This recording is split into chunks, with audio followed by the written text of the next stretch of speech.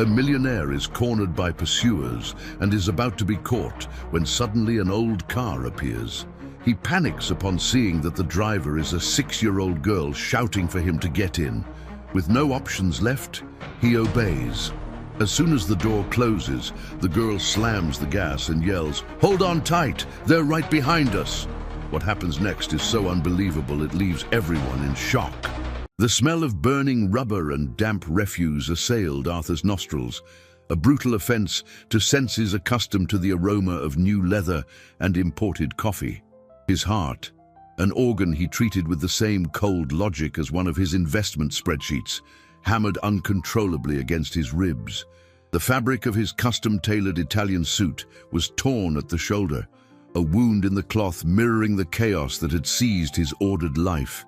He pressed his back against the cold, rough brick wall of a dead-end alley, the sound of heavy footsteps echoing closer and closer, a trap, so simple, so humiliating.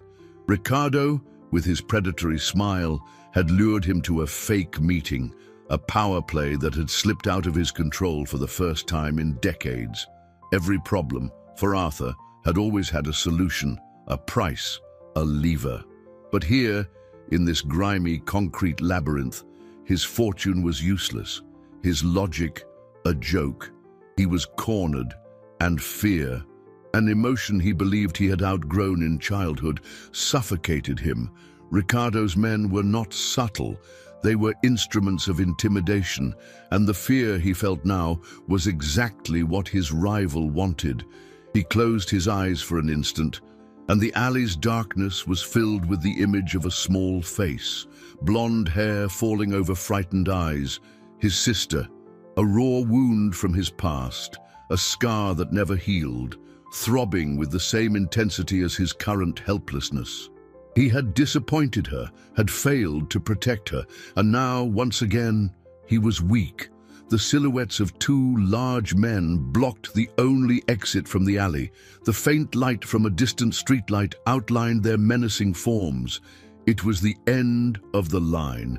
His empire, built on a foundation of absolute control, would crumble because of a miscalculation, an underestimation of another's malice. He flinched, bracing himself for the inevitable, rage bubbling beneath the panic. It was then that a sound ripped through the tense air, the sharp squeal of tires skidding on wet asphalt. An old, clunky car with faded paint and a headlight flickering like a tired eye screeched to a halt at the alley's entrance, blocking the view of his pursuers. The engine coughed and sputtered, a pathetic sound that, somehow, sounded like a promise. The passenger window, protesting with a groan, slowly rolled down. Arthur expected to see an unlikely savior, perhaps a kind-hearted local or a lost rideshare driver. But the reality was infinitely more disconcerting. In the driver's seat, barely reaching the steering wheel, was a little girl. Her dark hair was pulled back in a messy ponytail, and her face, perhaps 6 or 7 years old, wore a seriousness that did not belong to her age. Her large, dark eyes fixed on him with surprising intensity. "Uncle, get in, quick!" she yelled, her thin, urgent voice cutting through the engine noise. Arthur's brain stalled. It was a hallucination, a delirium brought on by stress. Children didn't drive, but the footsteps behind him grew closer, and the sound anchored him back to the terrifying reality. Between the certainty of violence and the insanity of that scene, the choice was obvious. He ran, stumbling over his own feet, and dove into the passenger seat. The car's interior smelled of oil and something sweetly childlike, like crayons. As soon as the door slammed shut, the girl stretched her leg and stomped on the accelerator. The car lurched forward, and with firm hands on the wheel, she glanced at him for a second, her eyes reflecting panic and determination. The world outside blurred into neon lights and grey concrete. Arthur clung to the dashboard with white knuckles, the cracked synthetic leather groaning under the pressure. Every jolt of the vehicle, every sharp turn the girl made, was a direct affront to his need for control. He was accustomed to professional chauffeurs, to the smooth glide of luxury sedans on planned streets. This was the opposite. It was chaos controlled by a child who could barely see over the steering wheel, perched on what looked like a thick phone book for height. The engine groaned in protest, a raspy sound that seemed to come from the depths of its metallic guts. "How do you know how to drive?" he yelled, his voice more reedy than intended, panic overriding his usual composure. The girl did not take her eyes off the narrow road ahead.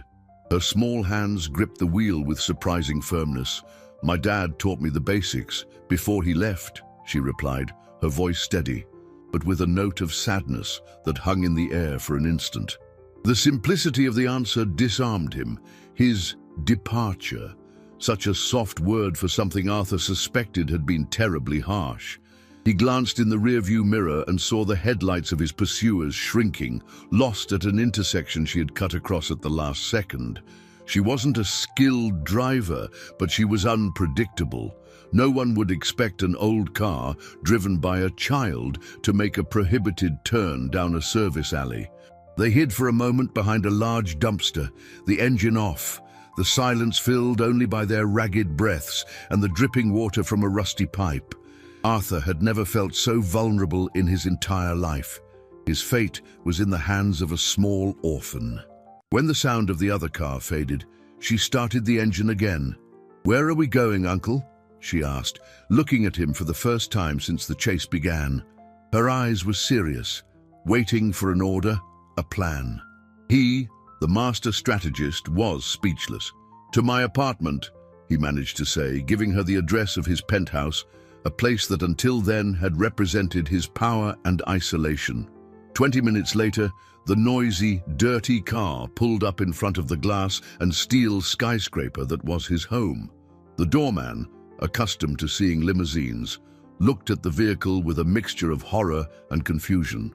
Arthur got out, adjusting his torn suit, and opened the door for the girl. She hopped out, small and a little dirty, clutching a keychain with a worn teddy bear. Inside the private elevator, the silence was overwhelming.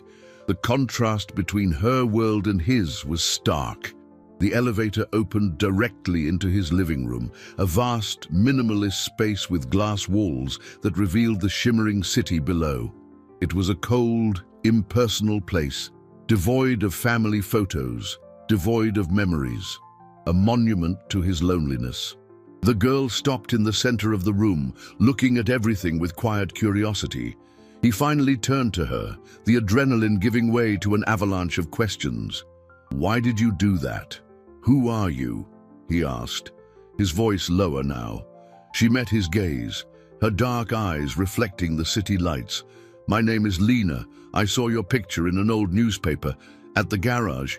It said you made a donation to the orphanage where I lived." He barely remembered it. A signature on a checker, a tax write-off. "And I heard those men today," she continued, her voice firm. "They were talking about a trap, about getting the rich man in Warehouse Alley. I knew it was you." Arthur's jaw dropped. This child hadn't found him by chance. She had saved him because, in her childish, loyal mind, she felt she owed him something. Before he could process the depth of that gesture, she added the most shocking part. "I heard their name too. The boss is named Ricardo." The name Ricardo hung in the sterile air of the penthouse, a poison contaminating Arthur's sanctuary. The confirmation coming from a child's lips made the betrayal even more bitter and real.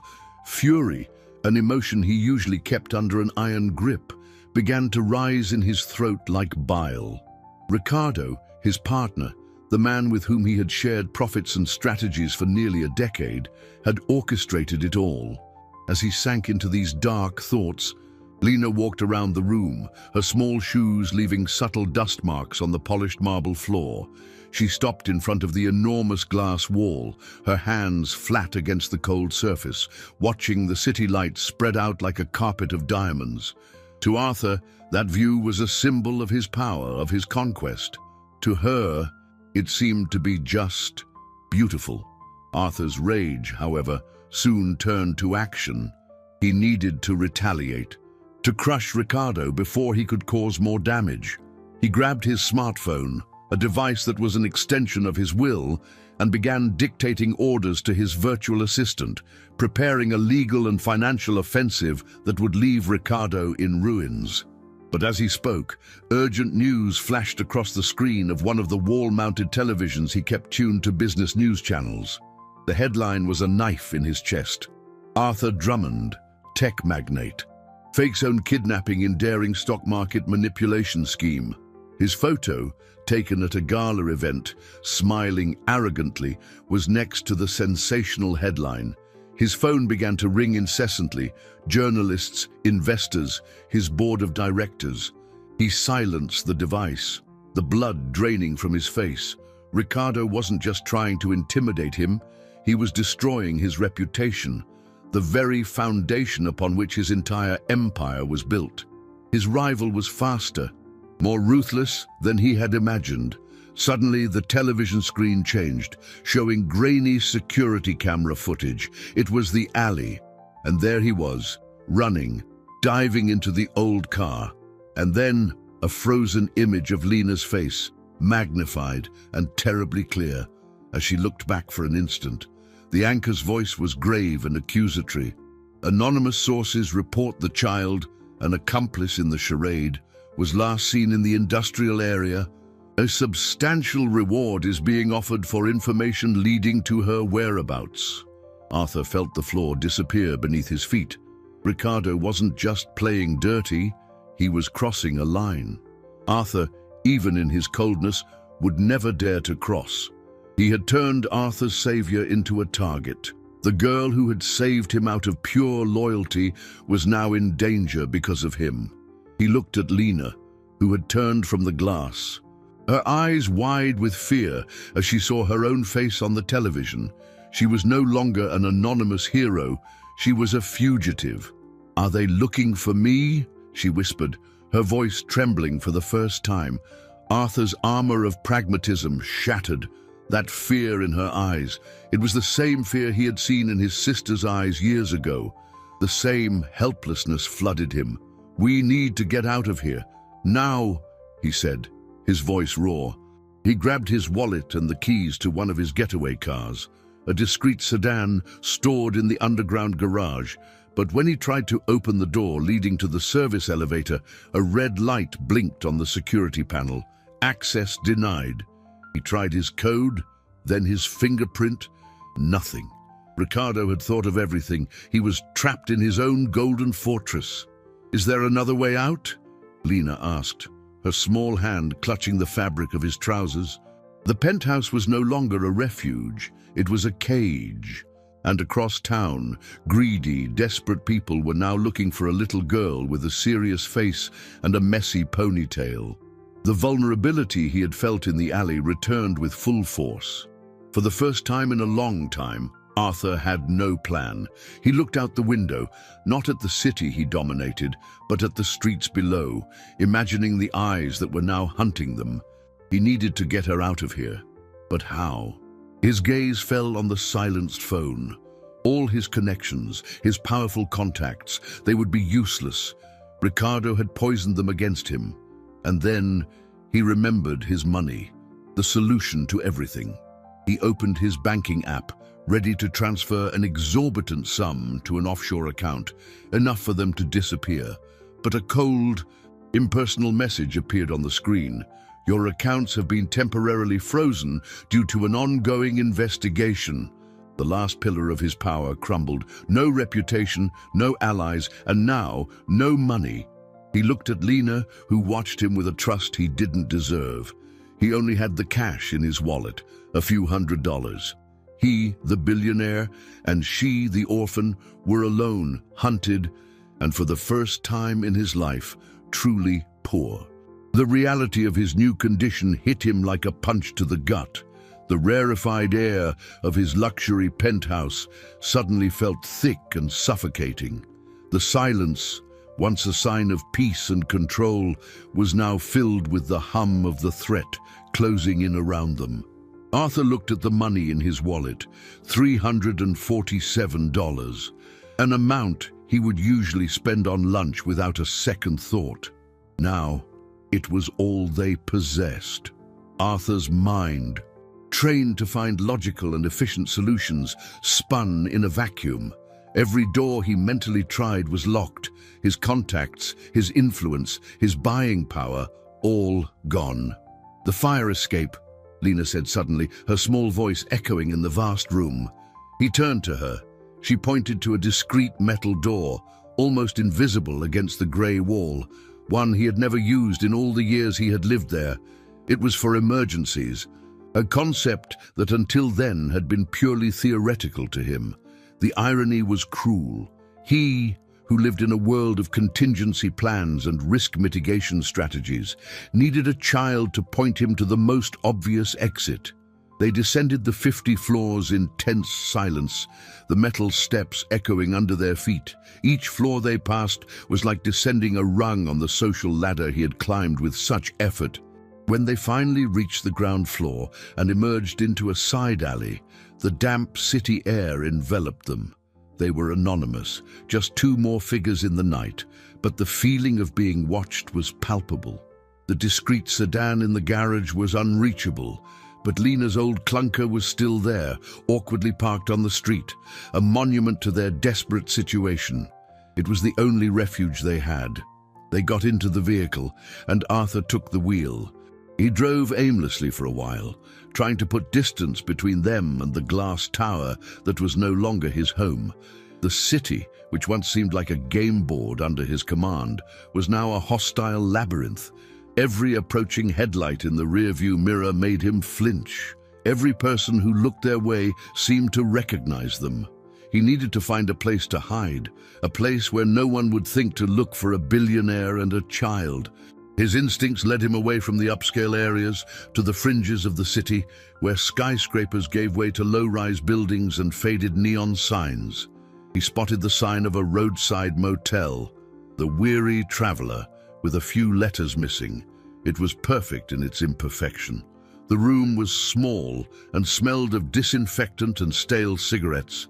The bedspread had a faded floral pattern, and the television, mounted on a metal bracket on the wall, only picked up 3 channels.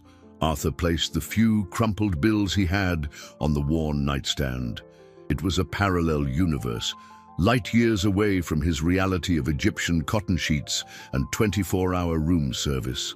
Lena, on the other hand, seemed almost at ease. She tested the softness of the bed, jumping on it once before looking at him, as if asking for permission. He simply nodded, exhausted. The vulnerability was complete. He turned on the small television, and there they were again, their faces on a local news report. Ricardo's story was convincing, an unstable tech genius, capable of anything to keep his stock prices high. Arthur felt stripped, not just of his possessions, but of his very identity. Who was he without his name, his reputation? The dynamic between him and Lena began to change that night.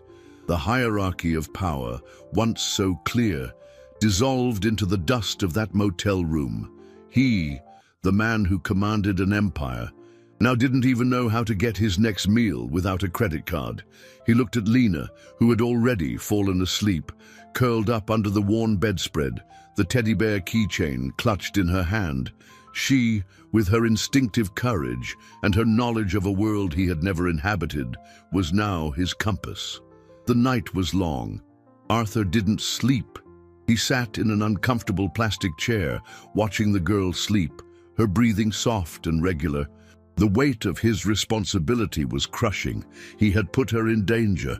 He, who prided himself on protecting his assets, had failed to protect the only person who had shown him disinterested loyalty. That night, the image of his sister, Clara, returned with painful clarity. He remembered the day she left, the small suitcase in her hand, her eyes filled with a sadness he hadn't understood at the time. He was young, arrogant, focused on building his future, and he had neglected her. He had promised himself never to be so helpless again, and he built an empire of money and power as a wall against that feeling. And now the wall had crumbled, and the same pain, the same guilt haunted him in the silence of a cheap motel room. He realized that the armor he built not only protected him, but also isolated him. He had never asked for help, had never trusted anyone. And now, the only person he could trust was a 6-year-old child, sleeping a few feet away, dreaming of a world that he, with all his power, had made dangerous for her. The grey light of morning seeped through the crack in the tattered curtain, bringing with it the harsh reality of a new day in hiding. Arthur hadn't moved from the plastic chair, his muscles stiff and sore, his mind heavy with lack of sleep and excessive worries. The aroma of weak coffee and grease from a nearby diner mingled with the stagnant smell of the room. It was the smell of survival, a concept he'd only known from history books and economic reports until then. Lena woke slowly, rubbing her eyes with her small fists. She sat up in bed, her dark hair all tangled, and looked at him with a clear, awake expression, as if living in a roadside motel were the most natural thing in the world. "I'm hungry," she announced, not as a complaint, but as a fact. The simplicity of her need struck him. Hunger, a problem he had always solved with a phone call, an app, a gesture. Now, it was a logistical challenge. With the money remaining, they needed to be frugal. Every dollar counted. "We'll find something to eat," he said, trying to inject a confidence he didn't feel into his voice. They left the room, and the morning sun hit them, strong and merciless. The world seemed dangerously normal. Cars passed on the highway. People went in and out of the diner, living their lives, oblivious to the drama unfolding for the fugitive billionaire and his little protector. It was Lena who took the lead. "We can't go there," she said, pointing to the diner. "There's a TV inside, and too many people." She was right. His face, and hers, could be recognized at any moment. Instead, she guided him down a side street, towards a small neighborhood market. "This is better," she whispered. "No one pays much attention." Her street smarts were something Arthur could never have bought. She navigated that world of anonymity and danger with an instinctive ease. Inside the market, she picked out bread, cheese, and a juice box, calculating prices with a seriousness that impressed him. He, the man who negotiated multi-million-dollar deals, watched a 6-year-old ensure they didn't spend more than necessary. They ate sitting on a dusty bench behind the motel, hidden from view of the road. The food was simple, but for Arthur, hungry and exhausted, it felt like a feast. As they ate in silence, he realized how dependent on her he had become. He was the adult, the supposed protector, but it was her wisdom, born of hardship, that kept them safe. Despair began to gnaw at him. He needed help, an ally. He thought of his lawyer, Marcus, a man who had served him for 15 years, whose loyalty he believed to be unshakable, forged in corporate battles and confidential agreements. They found a payphone, an artifact from a bygone era, on a forgotten street corner. Arthur inserted the coins with trembling hands. The phone rang once, twice, 3 times. Marcus speaking, the familiar voice sounded on the line. "Marcus, it's me, Arthur," he said, his voice low and urgent. There was a pause on the other end, a silence that seemed too long. "Arthur, where are you? The whole city is after you." "I know, Marcus, it was a trap. Ricardo set the whole thing up. I need you. I need the shareholder agreement documents, the moral conduct clause. With that, I can prove he's violating our contract. I can initiate action with the board." Marcus's voice on the other end grew cold, distant. "I'm afraid that's not possible, Arthur."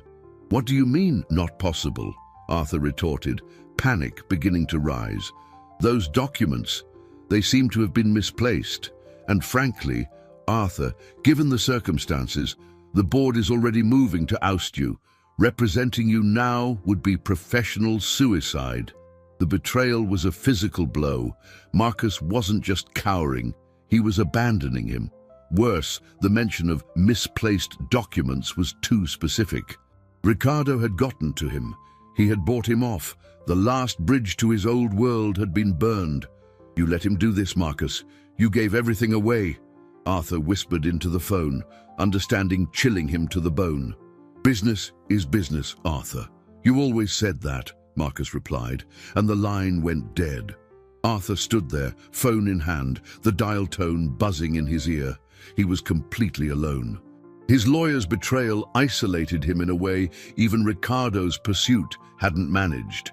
He turned and saw Lena watching him, her big eyes full of silent understanding. She didn't need to ask what had happened. She saw it on his face.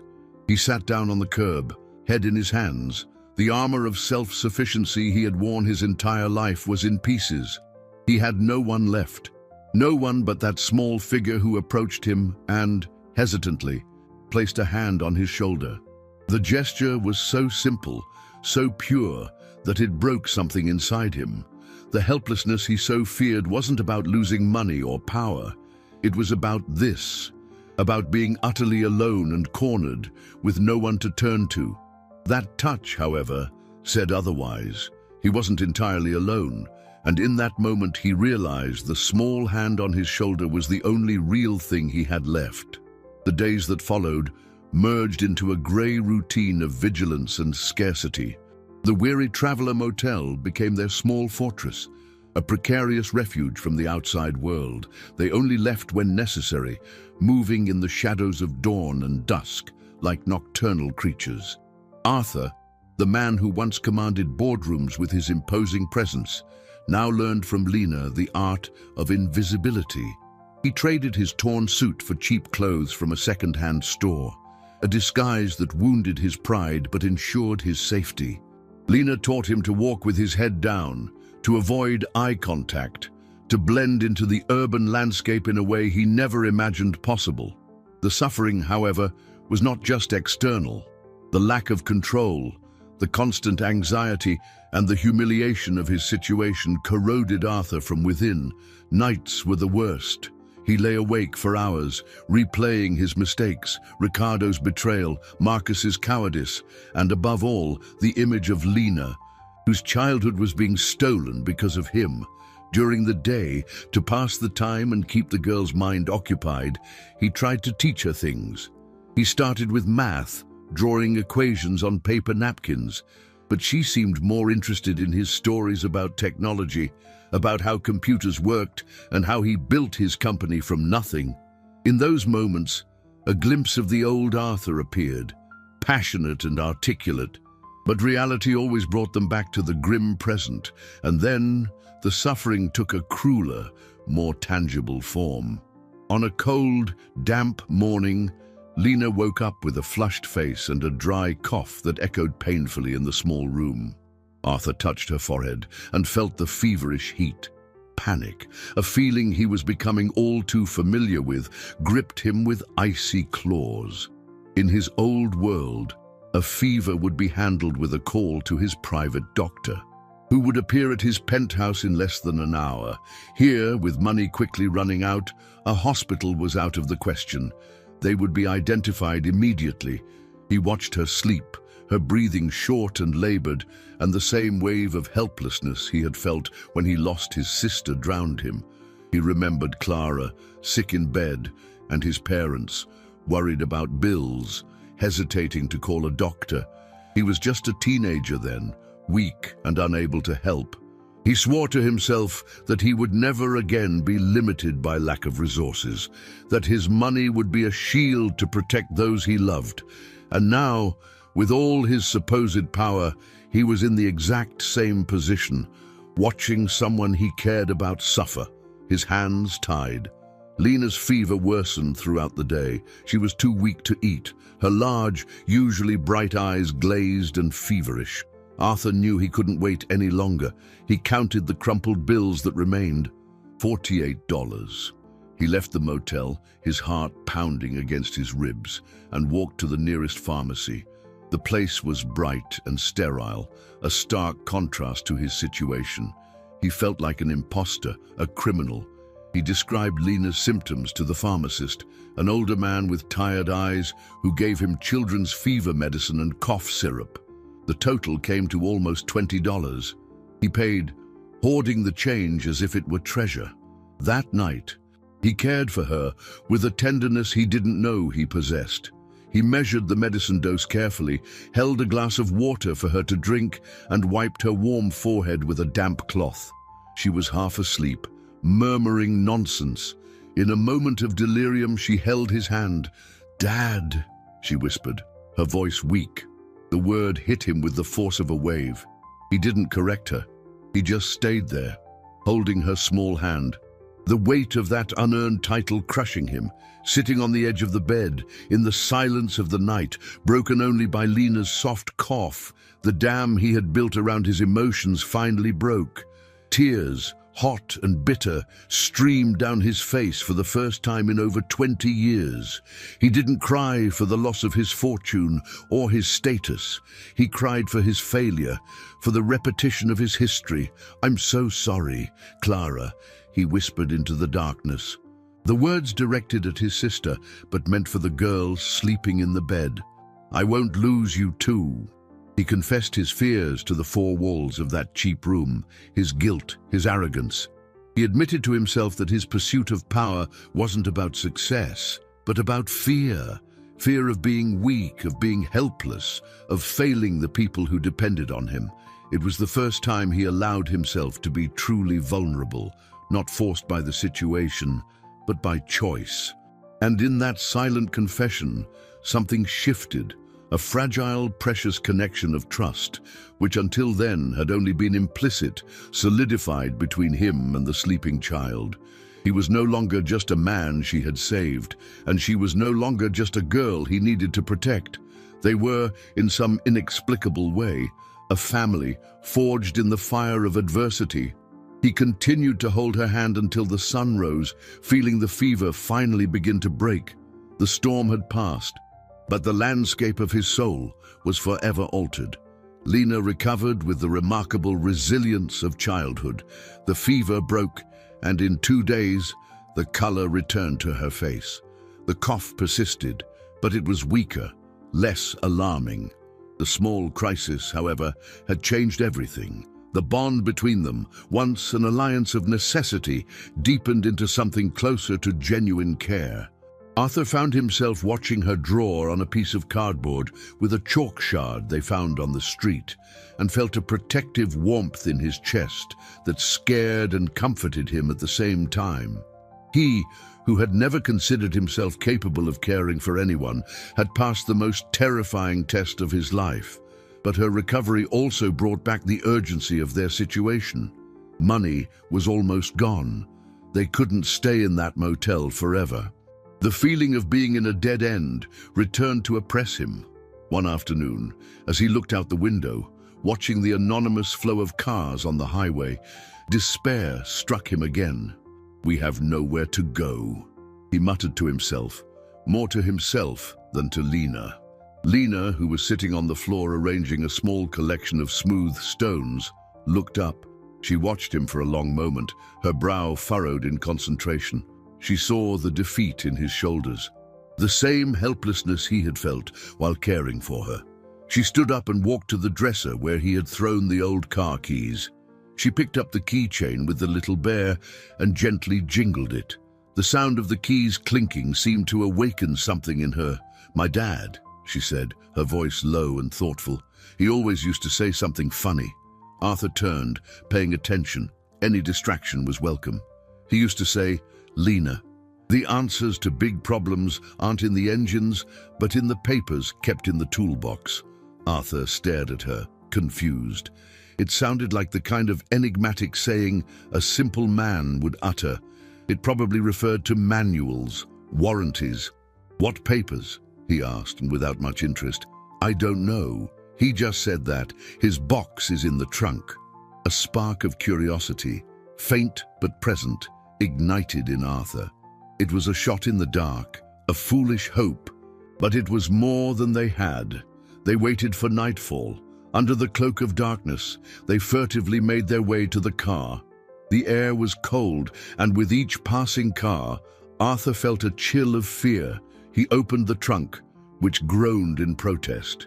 Inside, in a corner, was a large, red, rusty metal toolbox. It was heavy, They carried it to the room, locking the door behind them. They placed it on the floor and opened it. The smell of grease and metal filled the air. The first tray contained screwdrivers, pliers, and other tools Arthur could barely name. Everything was greasy, well used. He felt foolish. He was looking for salvation amidst the disarray of a deceased mechanic. But Lena didn't lose heart.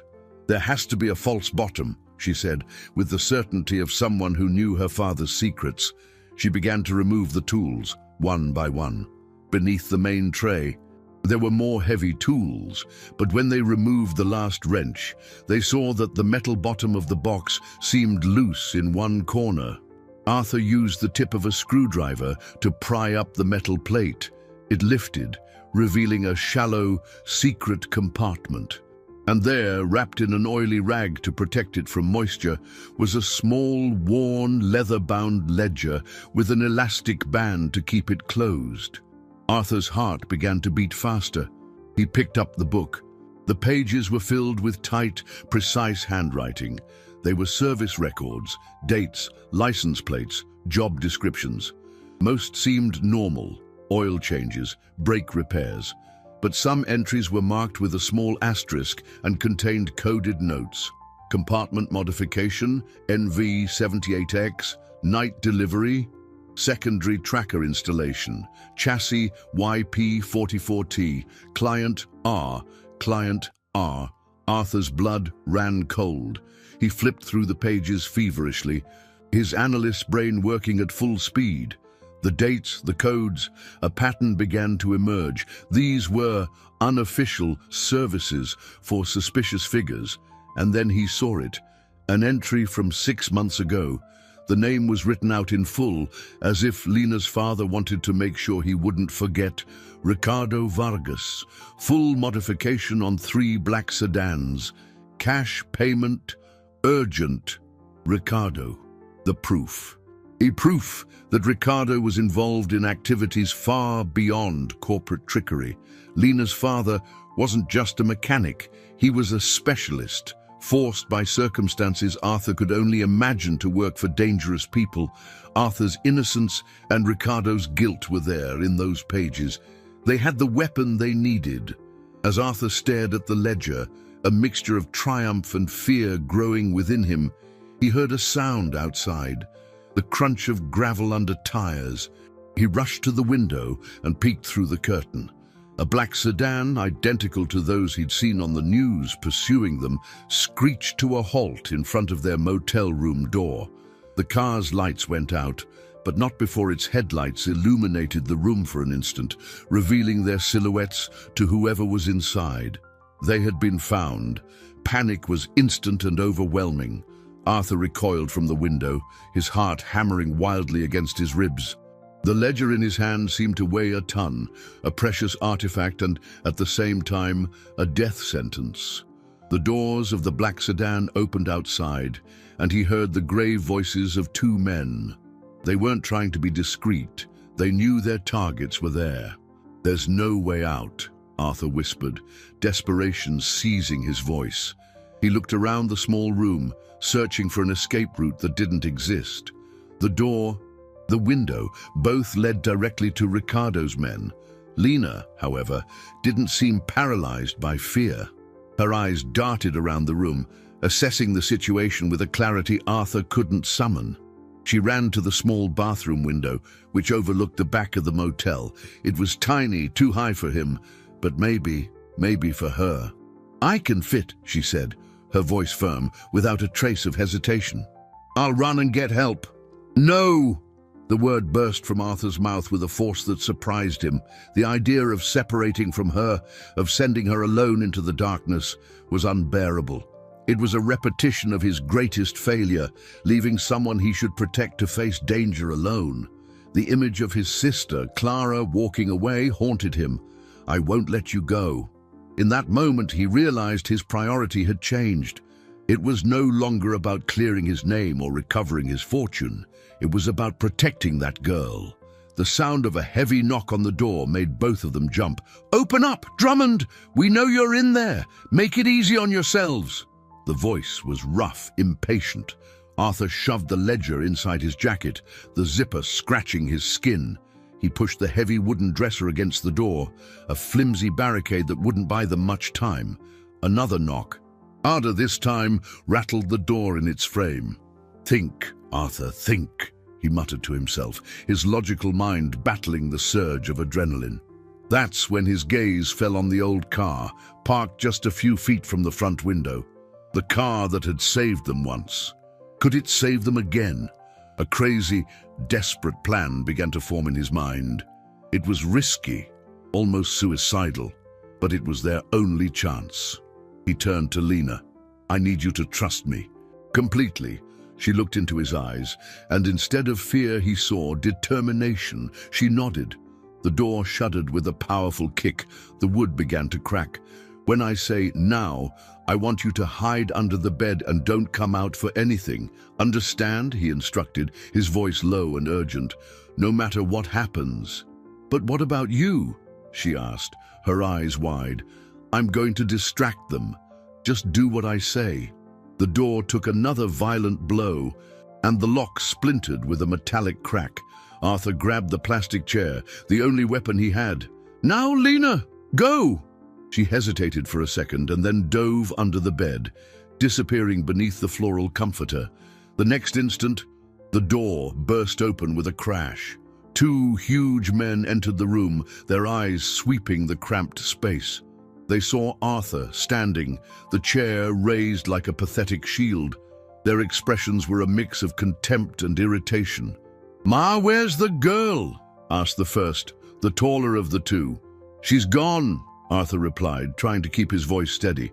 "She ran out the bathroom window 10 minutes ago." The second man checked the bathroom, cursing when he saw the small window open. It was a plausible lie. Their attention was focused on Arthur, exactly as he wanted. As the first man advanced, Arthur threw the chair at his legs, causing him to stumble. It wasn't much, but it was enough. Arthur ran to the window, shattered the glass with his jacket-wrapped elbow, and leaped out. He landed with a thud on the asphalt, pain shooting up his ankle. Ignoring the pain, he ran to the old car. He knew he didn't have the keys, but Lena's father was a mechanic, a man who probably knew all the tricks.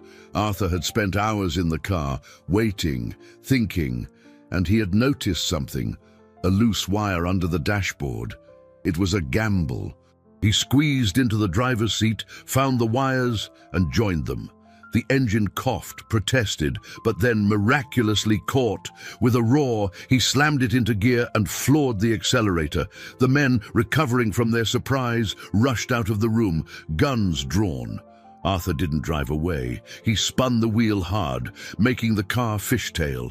He wasn't fleeing. He was attacking. He sped directly toward the black sedan which was blocking the exit. The impact was deafening, metal twisted, glass shattered.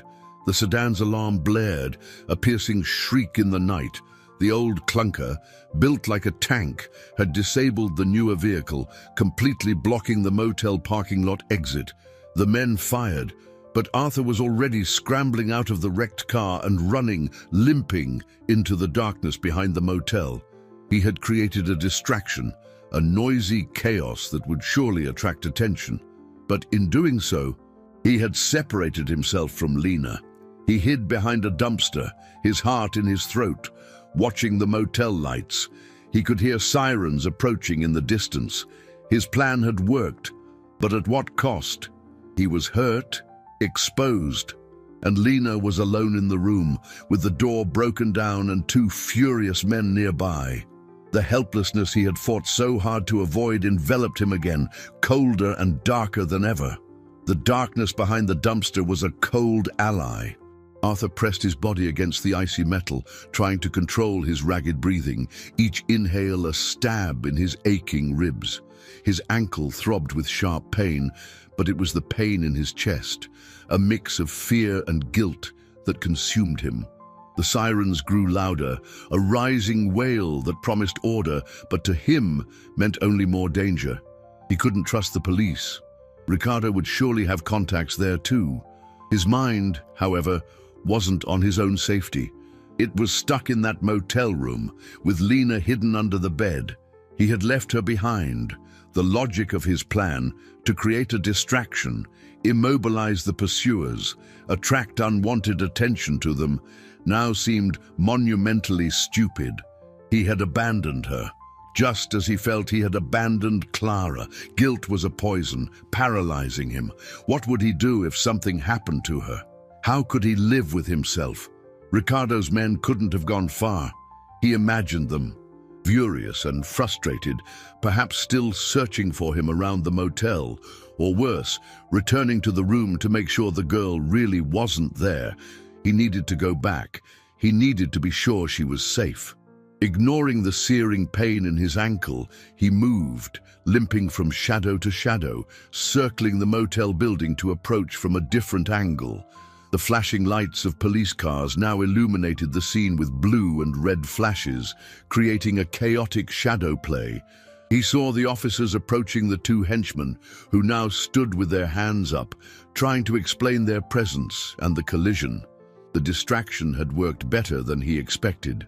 Taking advantage of the confusion, Arthur dragged himself to the back of the motel, reaching the broken window of the room. His heart was in his throat. He peered over the sill. The room was empty. The bed was messy, the comforter tossed aside. Lena wasn't there. An icy terror coursed through him, more intense than anything he had ever felt. He had failed. They had taken her. He was about to scream, to give himself up, to do anything, when he heard a small sound from below, almost inaudible amid the wail of sirens. "Uncle Arthur!"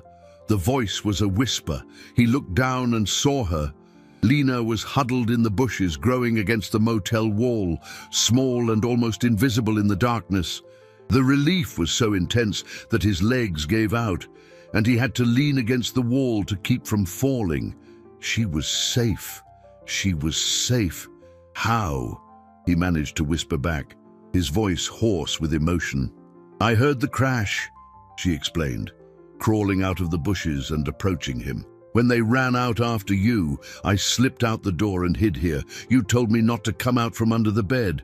But my dad also said plans change." Her practicality, her calm amidst the chaos, was a miracle. She hadn't just blindly followed his orders. She had thought, adapted, and survived. She was stronger than he had ever imagined. In that moment, their relationship deepened once more. He wasn't just her protector. They were partners, equals in a war they hadn't chosen. "You're hurt," she said, looking at his ankle, where his pant leg was torn and stained with blood. "We need to get out of here before the police start searching around." She was right. The crime scene would soon expand. They needed to disappear. Leaning on her would be impossible, so he leaned on the wall, using it as a crutch, as he limped away from the motel into the dark, silent streets of the adjacent industrial neighborhood. Every step was agony. The adrenaline that had kept him moving was fading, replaced by throbbing pain and profound exhaustion. Lena walked beside him, her small hand occasionally touching his arm, as if to give him strength. They hid in a junkyard, the air heavy with the smell of rust and oil. They found shelter inside the carcass of an abandoned school bus. The place was cold and uncomfortable, but it was safe for now. They sat on the metal floor, the silence broken only by the distant wail of sirens. Arthur pulled the ledger from inside his jacket. It was safe. He looked at Lena, whose face was smudged with dirt, but whose eyes shone in the gloom. "You were very brave," he said, his voice filled with an admiration he rarely felt for anyone. She shrugged, a small, humble gesture. "You too." In that rusty bus, surrounded by the wreckage of the past, they shared a moment of quiet. The chase had broken them physically, but it had forged them into something new. The trust between them was now unshakable, tested by fire. Arthur knew he couldn't keep running aimlessly anymore. They had the proof, but it was useless if they couldn't deliver it to someone who could use it. His lawyer had betrayed him. The police weren't trustworthy. He needed someone from the outside, someone with the power to expose the truth, but with no loyalty to Ricardo. And then a name came to mind. An investigative journalist, the same one he had publicly humiliated a year ago for questioning his business practices. Helena Vargas, famous for her tenacity and incorruptibility. She hated him, but she hated corruption even more. It would be his last card, the riskiest gamble of all. He would have to contact her, convince her that he wasn't the villain she thought he was. He would have to trust an enemy to save their lives. The junkyard became their sanctuary and their prison. At dawn, the reality of their situation asserted itself with the harshness of the cold metal around them. Arthur's ankle was swollen and bruised, the pain a constant throbbing presence. Moving was torture. They were trapped, without food, with water from a rusty faucet they found as their only source of sustenance. The most dangerous thing, however, was the feeling of isolation. The world outside continued, driven by Ricardo's lies. They were hunted, and every passing hour increased the risk of being discovered. The idea of contacting Helena Vargas, the journalist, solidified in Arthur's mind, transforming from a desperate gamble into the only viable option. He remembered her face, the intelligent, incisive eyes that had analyzed him during the interview that had turned into a confrontation. He had dismissed her as an annoying idealist, someone who didn't understand the complexities of the business world. Now, that very idealism was his only hope. "I need to make a call," he told Lena, who was trying to clean her face with a handkerchief she had found in the bus. "But I can't leave here. They might be searching everywhere." Lena's eyes scanned the labyrinth of stacked metal. She was small and agile. She could move through there unseen. "I can go," she offered, without hesitation. Arthur's protective instinct screamed in protest. Sending her out into the world alone, even for a short distance, felt like a betrayal of his promise to protect her. But the pain in his ankle was a cruel reminder of his incapacitation. He was stuck. He depended on her once again. The internal struggle was brief but intense. His old self-sufficiency fought against the new reality of their interdependence. Finally, he gave in. "There's a payphone about 4 blocks from here, near a convenience store. Can you remember the way?" he asked. She nodded. "Duh, I pay attention to things." He took a crumpled piece of paper and wrote Helena's name and number. He handed her the few coins he had left. "Tell her Arthur Drummond needs to speak with her. Tell her it's about Ricardo and that it's urgent. Tell her to call me at this number." He pointed to the payphone number, etched into the metal. "Memorize this number, Lena. Don't write it down." She repeated the digits twice, her brow furrowed in concentration, until they were imprinted in her memory. "Be careful," he said, his voice choked. "Don't talk to anyone else. If you feel anything is wrong, come straight back." She looked at him with her serious eyes. "I'll be fine." And then she was gone, slipping between the car carcasses like a small ghost. Arthur was left alone in the bus, the silence amplifying his fears. Every minute that passed was an eternity. He imagined all the dangers she might encounter. What if someone recognized her? The reward was still active. What if she got lost? He dragged himself to the broken window of the bus, from where he could see a stretch of the street. He waited, the ledger pressed against his chest, his only bargaining chip. Time dragged on. He began to doubt his decision. He should have risked it, limping to the phone himself. His dependence on her shamed and terrified him. Their relationship had deepened beyond anything he had ever known. The worry he felt wasn't that of a responsible guardian. It was the visceral fear of losing the only person who mattered in his crumbling world. She was no longer a stranger, an orphan who had saved him. She was Lena, and the possibility of losing her was more terrifying than Ricardo's pursuit or the loss of his empire. After what felt like a lifetime, he saw her, a small figure darting back, moving with the same stealthy agility as before. She slipped into the bus, breathing a little hard, but her eyes bright with success. "I talked to her assistant," she said, catching her breath. "She said Ms. Vargas is in a meeting, but she'll see the message. I left the number." Arthur felt a wave of relief so strong it almost made him dizzy. "You were incredible, Lena.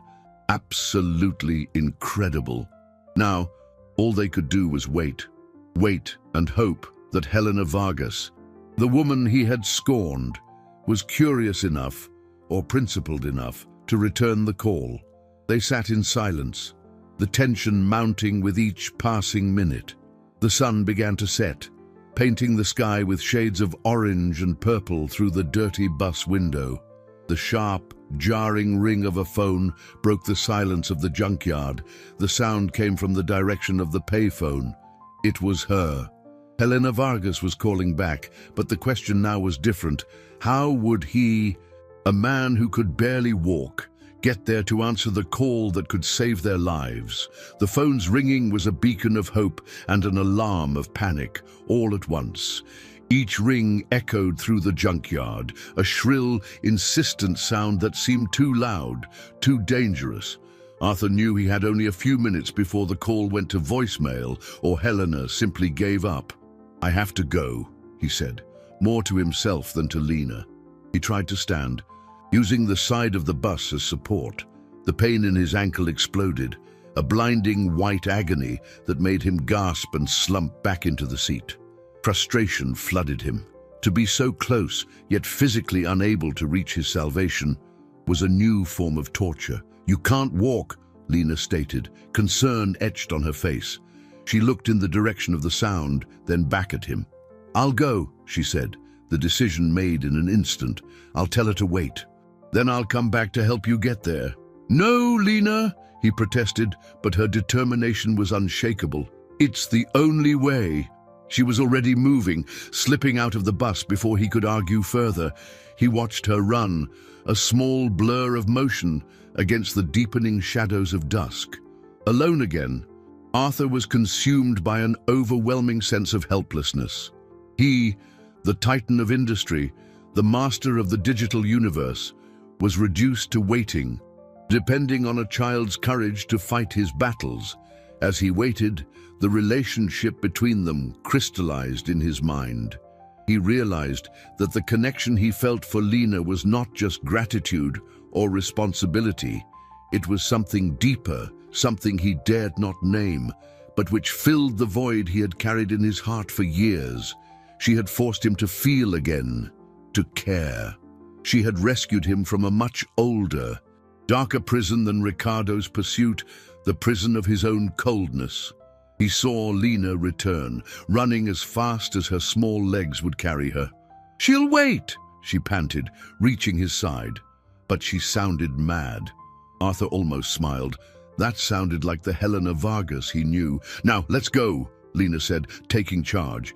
She looked around and her gaze fell on a rusty wheel axle, a long piece of metal. "Use this as a crutch." With her help, Arthur managed to stand. Leaning on the metal axle, he began the slow, agonizing journey toward the payphone. Each step was a monumental effort. Lena stayed by his side, a silent, steady support, her small body ready to brace him if he faltered. They moved as a single unit, her strength compensating for his weakness. They reached the phone just as it began to ring again. Helena was, if nothing else, persistent. Arthur grabbed the receiver, his hand trembling with pain and anxiety. "Hello?" he said, his voice raw. "Drummond?" Her voice was exactly as he remembered it, cutting, skeptical, and razor-edged. "You have 60 seconds to convince me this isn't a waste of my time or a trap."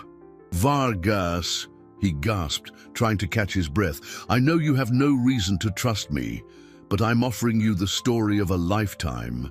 Spare me the melodrama. The story circulating is that you're a desperate market manipulator. Why should I believe anything different?" Her distrust was an icy wall. "Because I have proof," Arthur said, his voice gaining strength. "Proof that links Ricardo Vargas to a smuggling ring. He framed me to cover up his own crimes. I have a ledger, names, dates, license plates." There was silence on the other end of the line. Arthur could picture her, eyes narrowed, her analytical mind processing the information.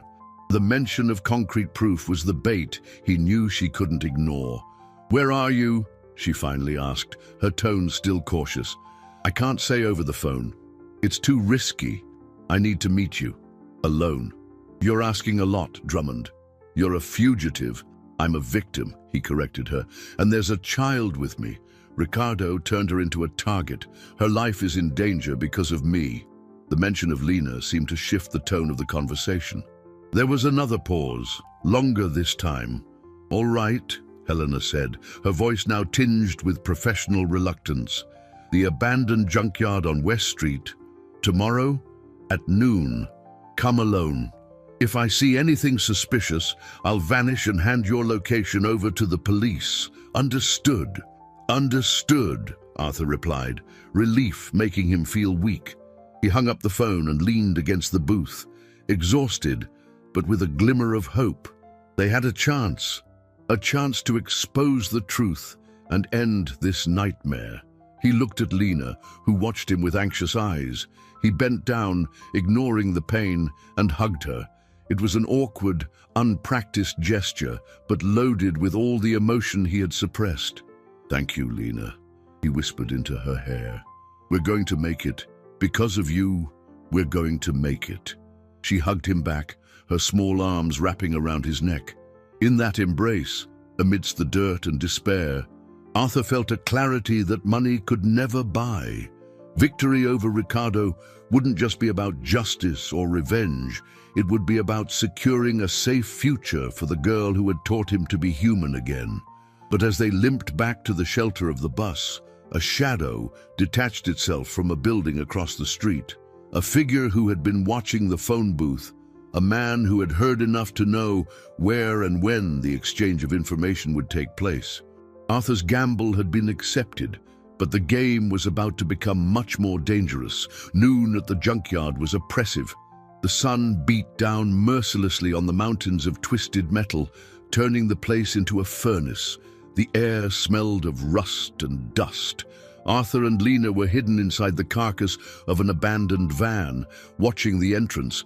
Arthur's ankle was a throbbing mass of pain, but his mind was extraordinarily clear.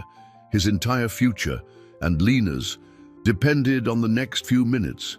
Punctually, a discreet, unassuming car pulled up at the entrance.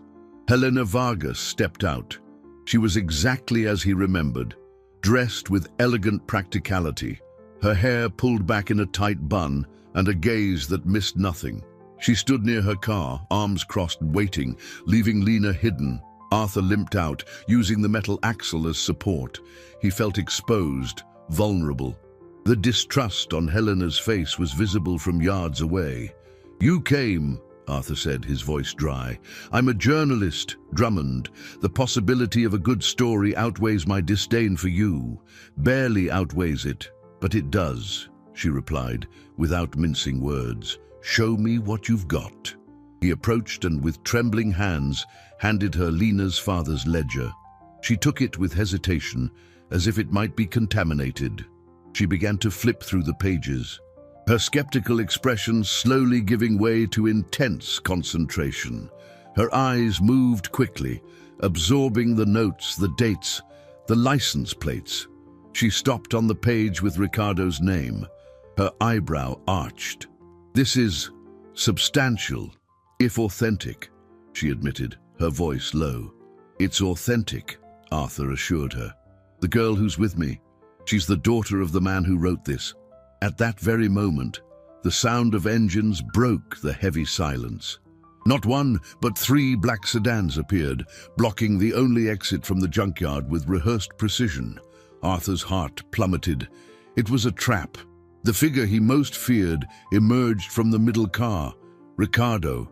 He wore an impeccable suit, his hair perfectly combed, a smug smile on his face. Arthur, he said, clapping slowly. Did you really think it would be that easy? Handing my private ledger to the press. Helena quickly hid the book in her bag, her face a mask of fury and professionalism. You followed me, she stated, her voice icy. Of course, I did, Ricardo said, approaching. His men got out of the other cars, surrounding them. I knew Arthur's desperation would lead him to an extreme measure like contacting you, and you, predictably, couldn't resist the bait." Ricardo looked at Arthur with contempt. "It's over, my old friend. Give me the book, and maybe I'll let the journalist go with a story about how you had a mental breakdown." Arthur's instinct screamed at him to fight, but he could barely stand. He looked in the direction of the van, praying Lena remained hidden. "Run!" he yelled at Helena. "Get out of here!" But there was nowhere to run. It was then that, from the hidden van, came a sound.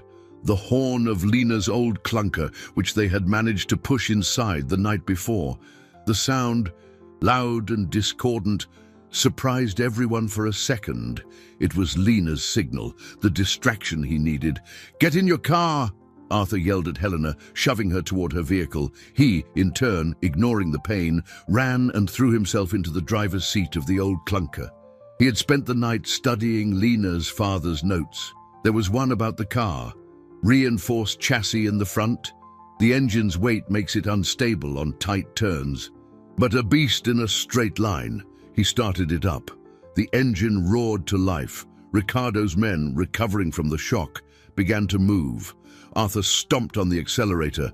The old car shot forward, not towards the blocked exit, but towards a massive pile of metal carcasses. Helena, understanding the plan in a fraction of a second, started her car. Ricardo's men were confused, divided between the two vehicles. At the last second, Arthur spun the wheel with all his strength.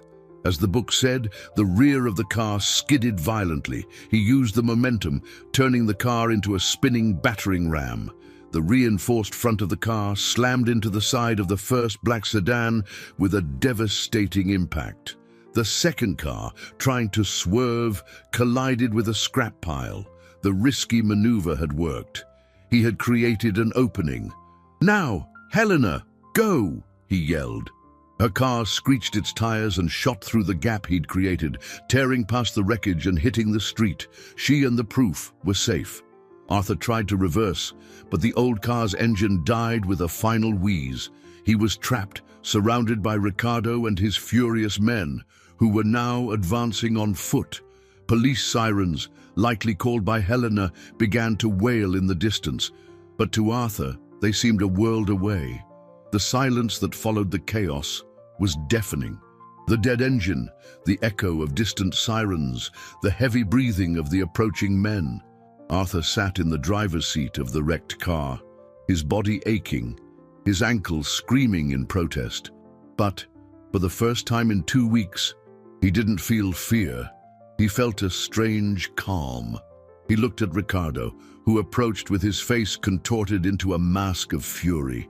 The facade of control and superiority had shattered, revealing the desperate man beneath.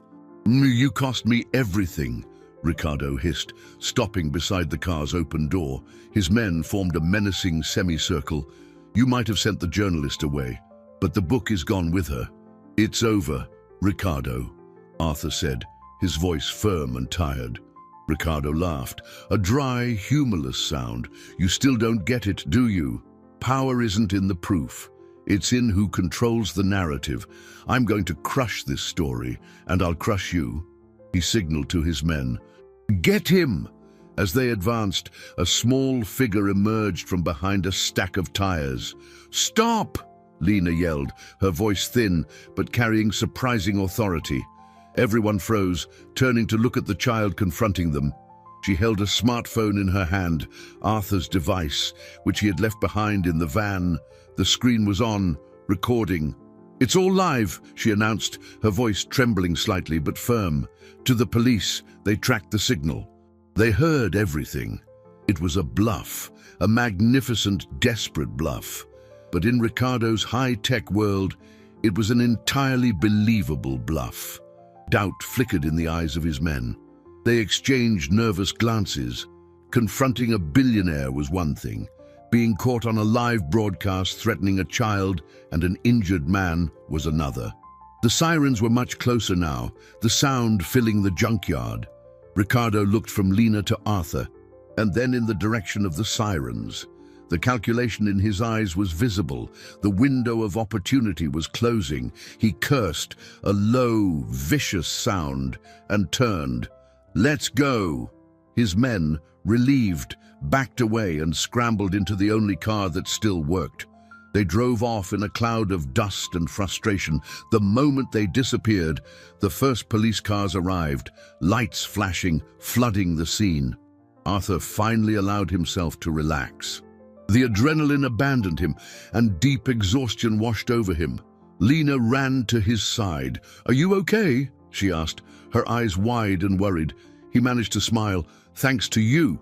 The story exploded. With the evidence from the ledger and Helena's recording, which, anticipating trouble, she had secretly activated on her own phone, the truth came to light. Ricardo's smuggling ring was dismantled. His accounts were frozen, his assets seized. The media, once so quick to condemn Arthur, now painted him as a tragic hero. His name was cleared, his reputation, though scarred by the ordeal, was restored. His fortune was released. The nightmare was over. In the days that followed, Arthur was subjected to a whirlwind of interrogations, meetings with lawyers, and medical examinations. He found himself back in his world of luxury and power, but something fundamental had changed within him. The luxury penthouse seemed empty and cold. The city view no longer brought him a sense of dominance, but of loneliness. Throughout this time, Lena remained under the care of social services, a standard procedure. The separation was difficult for both of them.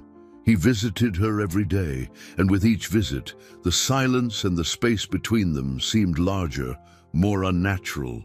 He was back on his pedestal, and she, back in the system he had once tried to help with an anonymous donation. One night, in his silent penthouse, Arthur found himself looking at the enormous glass wall. He saw not the city lights, but the reflection of a lonely man. He had everything back, the money, the power, the name, but he felt poorer than ever. The pain of helplessness he so feared had not been cured by the restoration of his fortune. The true healing had begun the moment he held Lena's feverish hand, the instant he trusted her in the junkyard, the warmth of her embrace. He realized that the armor he had built didn't protect him from suffering. It isolated him from joy. The human connection he had found with Lena was more valuable than his entire empire. He made a decision. It wasn't a business decision based on logic or profit. It was a decision from the heart, an organ he was finally learning to listen to. He picked up the phone and made a call to his new lawyer, a man of integrity recommended by Helena. "I want to begin proceedings," he said, his voice clear and resolute. "I want to adopt a child. Her name is Lena." The journey of suffering and persecution had ended, but the journey of overcoming and healing was just beginning. He wasn't just clearing his name, he was rewriting his life. 6 months later, the smell of grease and polished metal replaced the sterile aroma of filtered air conditioning in Arthur's life. The downtown penthouse was sold. He now spent most of his days in a much noisier, dirtier, and infinitely more alive place, Lena's father's old auto repair shop. He had bought it and, with a significant portion of his fortune, transformed it. It was no longer just a garage. The sign out front read, "The Clara Drummond Foundation, a new beginning." It was a center for at-risk youth, a place where they could learn a trade, whether mechanics, computer programming, or design, a safe haven that offered the tools to build a future. The name was a tribute to the sister he had lost, an acknowledgement of his past failure, and a promise for the future. Arthur was no longer the reclusive CEO who ran his empire from an ivory tower. He was there on the shop floor, shirt sleeves rolled up, a smudge of grease on his cheek. He didn't know much about engines, but he was learning. His true function, however, was that of a mentor. He listened to the young people's stories, offered advice, used his vast business experience to help them turn their passions into life plans. He found a purpose that filled him in a way the billions in his bank account never could. The most significant transformation, however, was right beside him. Lena, now officially his daughter, was the true soul of the place. Newly 7 years old, she moved through the shop with the confidence of someone who belonged there. She knew every tool, every engine sound. She was no longer the serious, frightened girl who had rescued him from an alley. Her eyes shone with the security of someone who had found a home, and her laughter often echoed amidst the clang of tools. That Saturday afternoon, the shop was bustling with activity. Arthur was leaning over the hood of the old clunker, the relic that had brought them together, which he had refused to discard. He was restoring it, piece by piece. No, Dad," Lena's playful voice said beside him. "The wrench is the other one. That one's too big." He looked at the tool in his hand and then at the one she was pointing to. He smiled, a genuine, easy smile that now came often. "I'm still learning." "That's okay," she said, patting his arm. "You learn fast, for an old guy." He laughed, the sound filling the space. He was no longer the cold, pragmatic man who saw people as pieces on a chessboard. The logic was still there, but now it was tempered by empathy, by patience. The fear of helplessness, the wound that had haunted him for so long, had finally begun to heal. He realized that true strength didn't lie in absolute control or self-sufficiency, but in the ability to trust, to ask for help, to connect. His salvation didn't come from his power or his money, but from the act of selfless courage of a small stranger. Helena Vargas appeared at the shop door, holding a copy of her magazine. On the cover, a photo of Arthur and Lena, smiling, with the workshop in the background. The headline read, "The Billionaire Who Found His Fortune." She had become an unlikely friend, a regular visitor who documented the foundation's progress. "Nice photo," she said, handing the magazine to Arthur. He looked at the image. He saw a man he barely recognized, a man whose eyes no longer reflected the weight of the world, but the light of a purpose found, and beside him a radiant girl, the symbol of his redemption. Later, as the sun began to set and the workshop grew quiet, Arthur and Lena sat on the bumper of the old clunker. "Dad," Lena said thoughtfully, "do you miss being super rich?" Arthur thought for a moment, looking at her face, illuminated by the golden light of dusk. He remembered the loneliness of his penthouse, the emptiness of his days. He looked at his hands, calloused and a little dirty. "I've never been as rich as I am now," he replied, and it was the deepest truth he had ever spoken. The journey had been brutal, a relentless pursuit that had stripped him of everything he thought mattered. But in the end, he not only survived, he was reborn. He found a family in the most unexpected place and discovered that the greatest power is not what you accumulate, but what you share. And in that sanctuary of hope and second chances, the man who was once lost found his way back home.